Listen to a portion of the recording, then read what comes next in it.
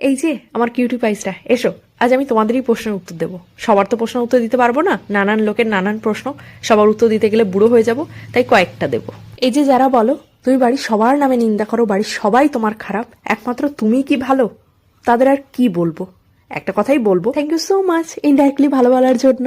আর যারা বলো তুমি এত মেকআপ কেন করো, সামান্য মেলায় গেলেও এত মেকআপ করো, তাহলে বিয়ে বাড়ি গেলে কি করো ভেবেই দেখো। মেলায় গেলে যদি 1 কেজি লাগাই, তাহলে বিয়ে বাড়ি গেলে কয় কেজি লাগাই? আসলে কি বলতো, যেখানেই যাই ফ্যান্সটা ঘিরে ধরে, একটু না সেজে গেলে হয়? এই যে কালই দেখো এক জায়গায় গেছিলাম, নামটা ঠিক মনে পড়ছে না, ফ্যান্সরা এমনভাবে ঘিরে ধরেছিল দম প্রায় আটকে গেছিল। চোখ খুলে দেখি মুখের উপর বালিশ ছিল। আর যারা বলো যে তোমাকে জাস্ট সহ্য হয় না, তোমরা নিজেরাও জানো না তোমরাই আমার বড় ফ্যান।